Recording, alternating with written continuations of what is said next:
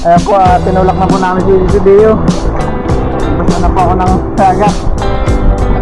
Kami nagkaroon sa ano. Magkano po sa pugo? Tinulungan po nila ako magluto. Ay no, my goodness. Ayan po, at luto na po itong ating homemade kwek-kwek.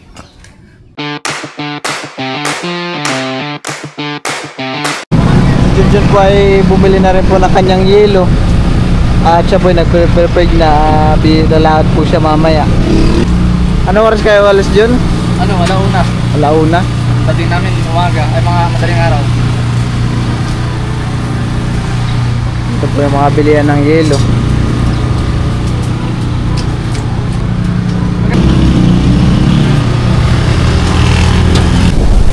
Kaya po sila Junjun at po ay pauwi na po ako ng Quezon. Kaya sabi daw po nila Junjun ay lalakad daw po muna sila para meron daw po akong maiuwi kahit kaunting pusit or isda.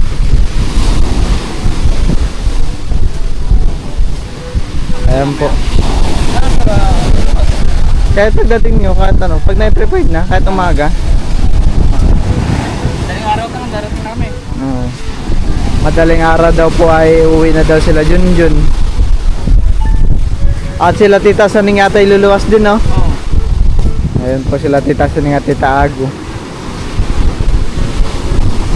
Sabay na kayo. Bago po lumakad si Junjun, ang kanyang piniprepared po yung mga gamit niya.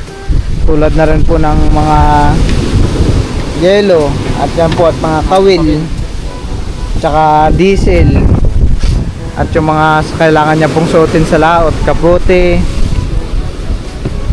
Pag ano, nagkulang yan. Nagkulang at talagang babalik at babalik ka talaga. Sayang na. Sayang yung effort ng pag ano, Lalo lang ano, battery na lang kulang po para sa ilaw. Yung talaga mga importante, battery.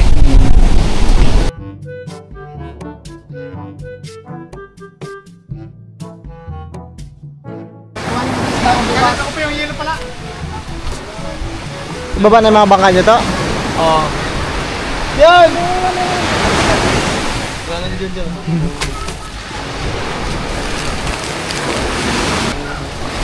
Kaya po sila dito din ay palis na.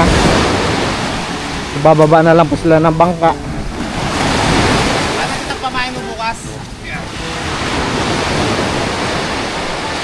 Ayan po, tinulak na po namin si Deo. Basta na po ako ng sagat.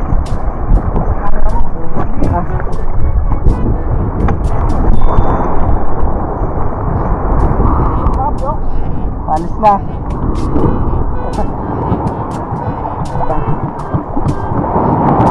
Dito naman po ay nandoon. Isa naman po yung itutulak namin. Malaki po yung alon. Ayan po, at si Junjun na po namin yung tinulak namin. Dami mo na uli Jun.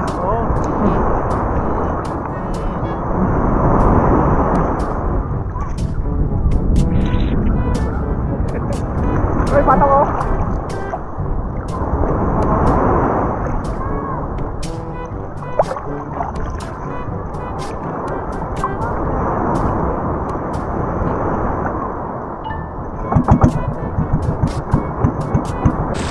Dito ninyo pa ipaalis na rin ho. Muyagis! Muyagis ah! Oops!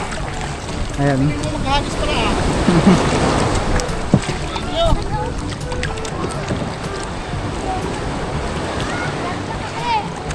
Sila pong tatlo yung magkakasama sa laot.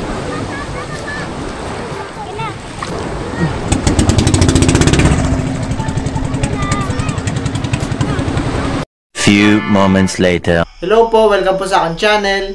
Ngayon po ay pupunta po kami ngayon nila Raisa at ni Miko sa bayan at kami po ay mamamalengke po na panggagawa po sa homemade kwek-kwek.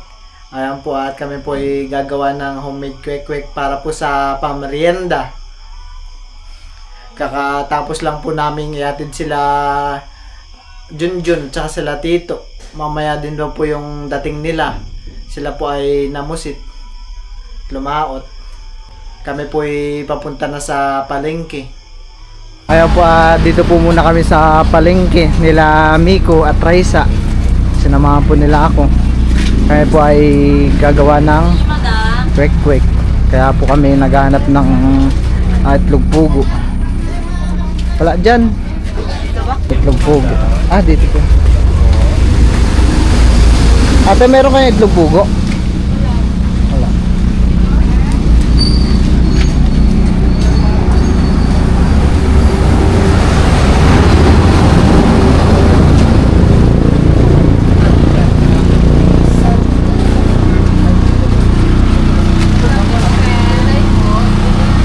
Yan po at kami po lumipat po dito sa palengke ng bayan. Dito po kami nagtanong sa ano. Magkano po sa pugo? 225 po yan. Isang ano po yan? Isang tray? Yes. Pwede po kalahati. Ito po, isang tray. 225 daw po. Dapat kami po bumili na po ng kalahating tray. Dito po sa taas ng palengke ng Santa Cruz. Sabetan. Isang po. Tsaka po Arila.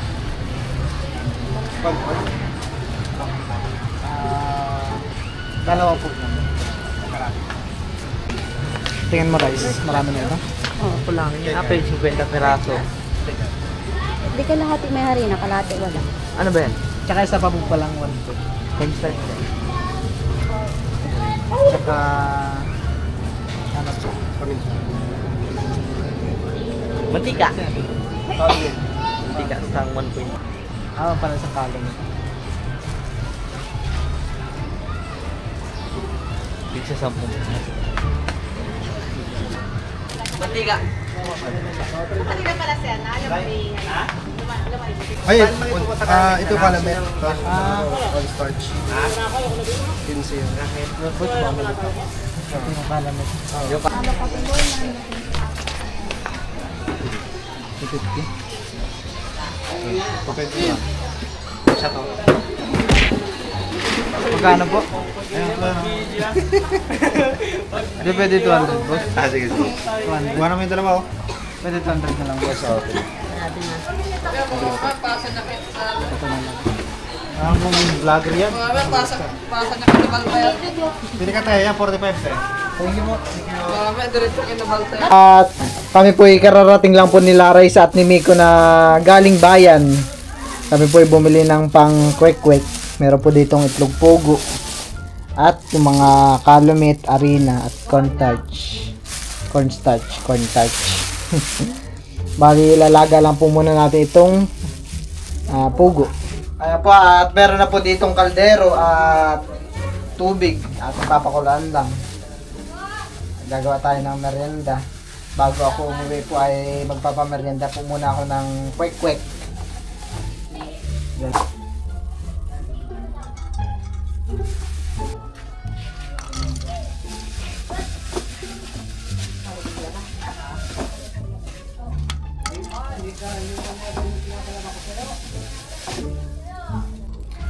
Ayan po, tabang iniinit po yung itlog ay titimplahin na po namin ni Raisa yung marinate po ng kwek-kwek.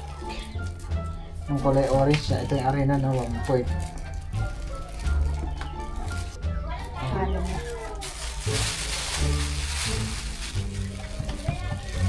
Ayan.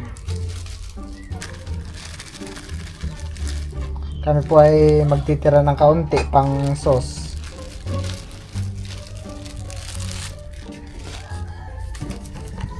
Ayan po at ilagay na po namin yung harina. Susunod po ay lalagyan po namin ng kaunting kalumit. Harina dito. Po bali at lalagyan na po namin ng kaunti lang pampaalsa.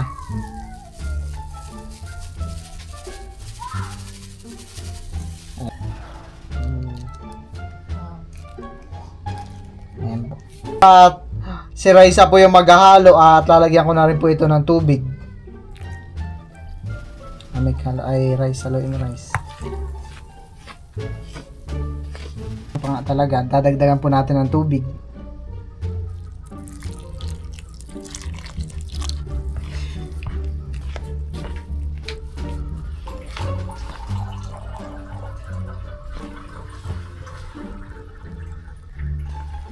Parang kulang pa rin yun. Nadagdagan pa natin.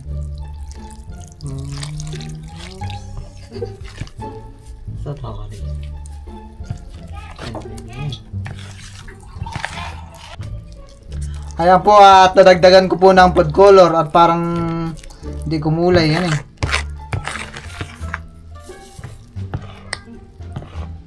Hanggang sa makuha po yung kulay ng ganong sa quick.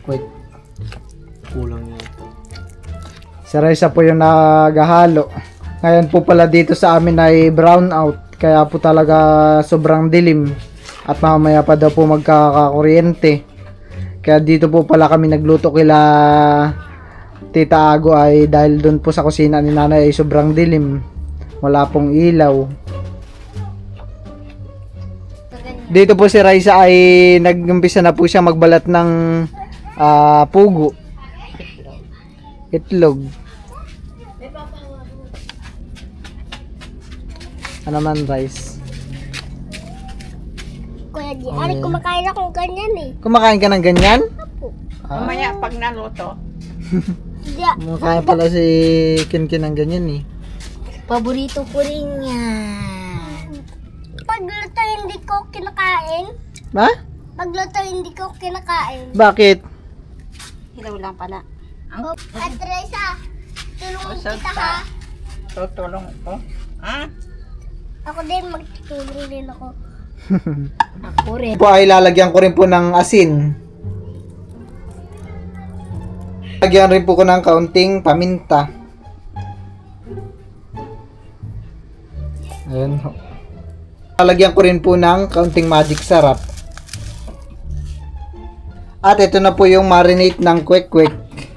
Naging kulay dilaw na po dahil si Miko po ay bumili pa po ng food color. Yung food color po yata na nabili niya ay color yellow. Ayan ho. Kumulay na. At tapos na rin pong balatan nila Nanay at ni Raisa po yung itlog. At yan po yung akin na timplang marinate ng kwek-kwek. At ihahalo ko na po. Haluin mo Raisa. Gigi. Ilalagay ko na po lahat ng itlog. Baka madurog yung mga itlog. Dahan-dahan. Ayan po, yan yung ating kwek-kwek pang merienda. Sakto pa ay wala pa pong kuryente dito sa amin. Kaya ako po muna ay gumawa ng pang merienda.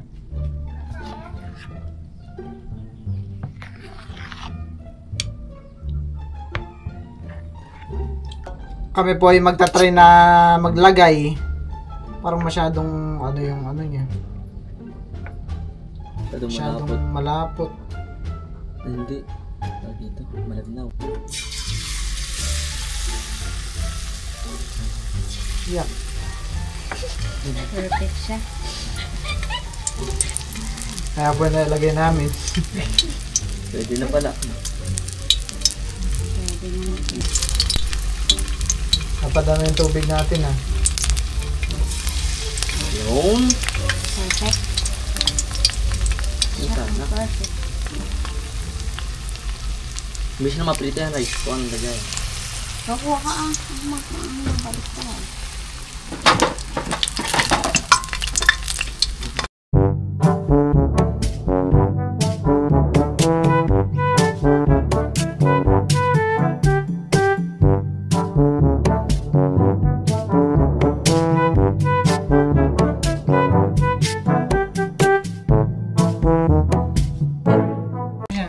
At si Mika po ay ang aming taga-tikim. Baba tikman dyan. mo, Ka. Masarap. Harina lang ha, kung itlog. Ka. First bite. Rin na lang tinikman mo eh. Masarap. Masarap. Ba't ka tumatawa ka? Masarap ka nga. Ha? Sabihin mo ang nilalaman ng yung puso. Eh. Tanahan naman yun. Yun, ganyan. Ayun Nakuha pa mo. yan.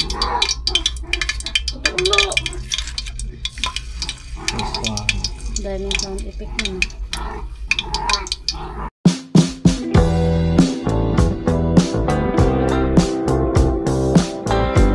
Kami po ay tapos na.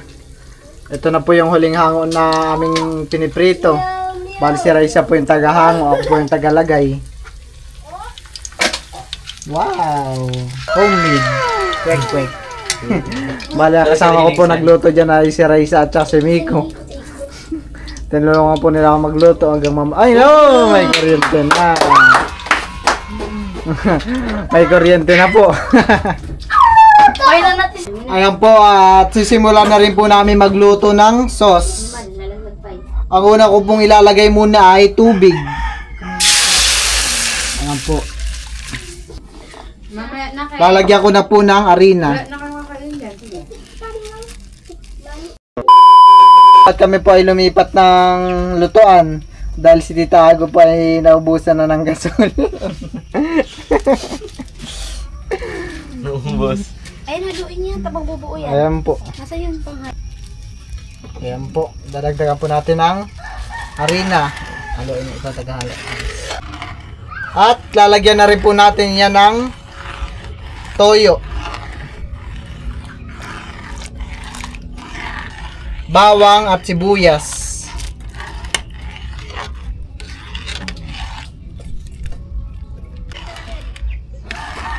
Ayan po, at lalagyan na po muna natin ng cornstarch.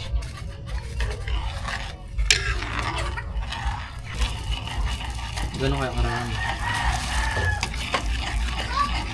Nalagyan na rin po yan ng paminta. Lalagyan na rin po natin ng Knorr cube.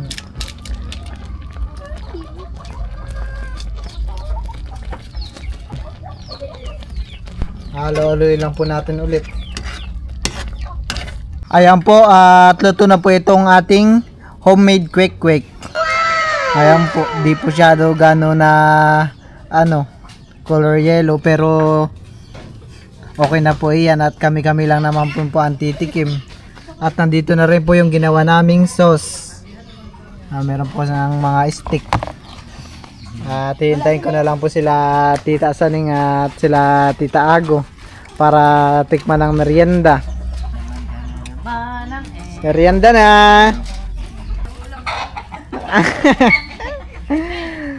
Ayan po, Nay! May kakain ng kanin. Ayan po, at si Tita Saning po ay mayroon dalang kanin. Merienda po.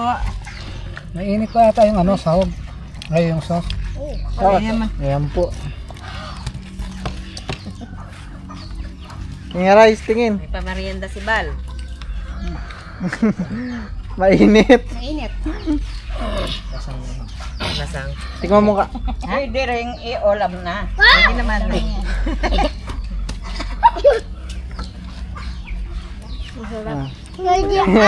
Well, masarap. Si Kinkin po ay tinanggal nilang balat. Ano naman ta, masarap?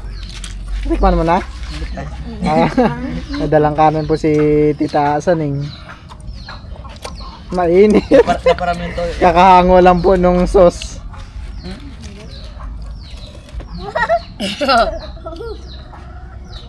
Kung tama lang po. Ano naman ta, kamusta ta? Sarap. Sarap. Pwede ng ulam.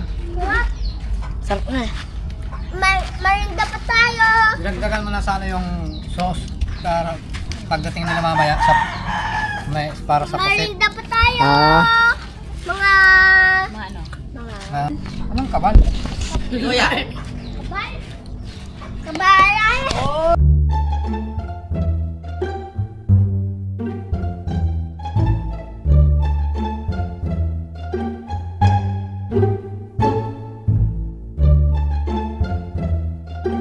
Ayan po, at yung natira pong kwek-kwek ay Nagdala po ng kanin si Tita Ago at si Tita Saning. Hapunan na daw po. Hapunan na. Nakalibre na ng hapunan. Kala ko pang merenda lang ay hapunan na pala yun. Ayan po.